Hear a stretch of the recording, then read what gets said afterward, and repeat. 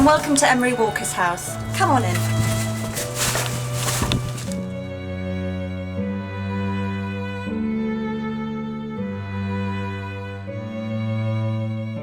Emery Walker's house is the most authentic and best preserved arts and crafts house in the whole of Britain. The reason this is the most authentic is because this is exactly how it looked in Emery's day. We have photographic evidence to prove it. We also have photographic evidence to show what William Morris's houses looked like, and it was very much like this, an eclectic mix of eras. Here we have William Morris's own medieval 17th century chair.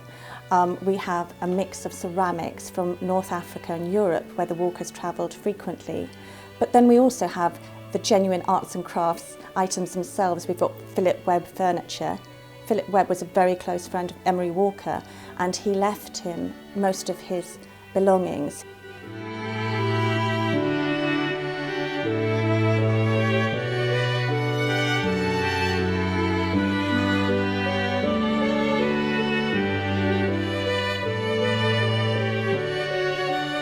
Some of the most important things in this room are this beautiful bird hanging. It is a William Morris bird hanging. You also can see the hand-blocked willow wallpaper.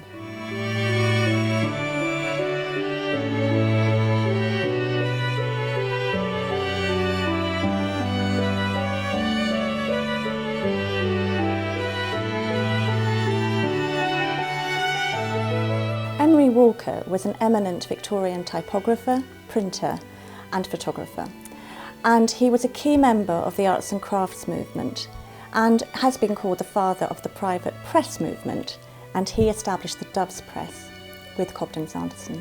There's a good story about the Doves Press, isn't there? Something about it being tipped into the river from Hammersmith Bridge. The Doves Press was named after the Dove pub just along the river, and it was to produce the book beautiful. It was all about the type.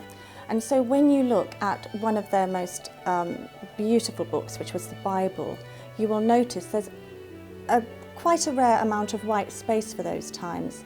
And the first page has this extremely long I in the beginning. It's a long red I with black type in the most beautiful ink against white paper. And at the time, this was very extraordinarily beautiful collector's item, and still is. There was a gentleman's understanding that when Cobden Sanderson died, he would leave the press and the matrices to his partner, Emery Walker. But at some point, Cobden Sanderson resolved that this was not to be, and he went under cover of darkness for it's estimated 170 trips all the way to Hammersmith Bridge in order to tip over Hammersmith Bridge over a ton of type. Emery Walker was good friends with William Morris, wasn't he? He was the best known arts and crafts polymath. But also they both had daughters. So May Morris was a good friend of Dorothy Walker's. So just tell me about the relationship between the two families.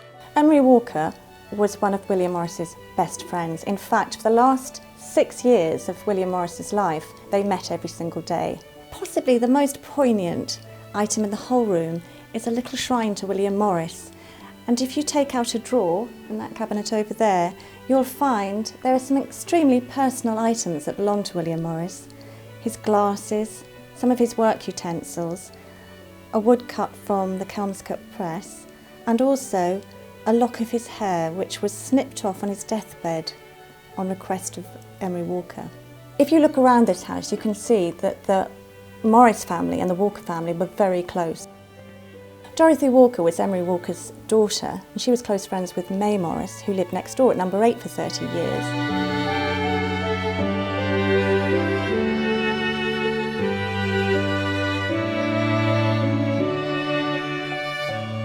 This is Dorothy's bedroom.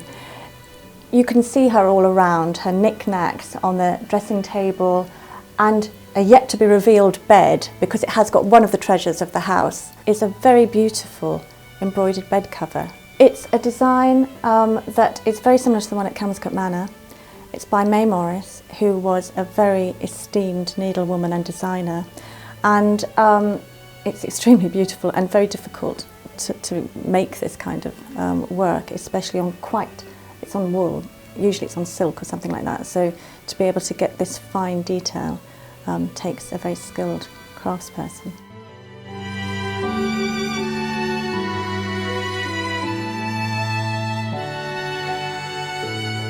We had to decant the whole of the house, about 6,000 items, and put it into storage, catalogue it, and now we've brought it all back with the aid of some fantastic specialists and an amazing band of volunteers.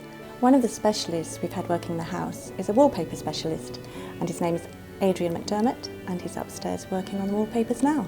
Well, this is the original William Morris wallpaper, and this is our reproduction that we've created to actually fill in the patch that's actually been missing.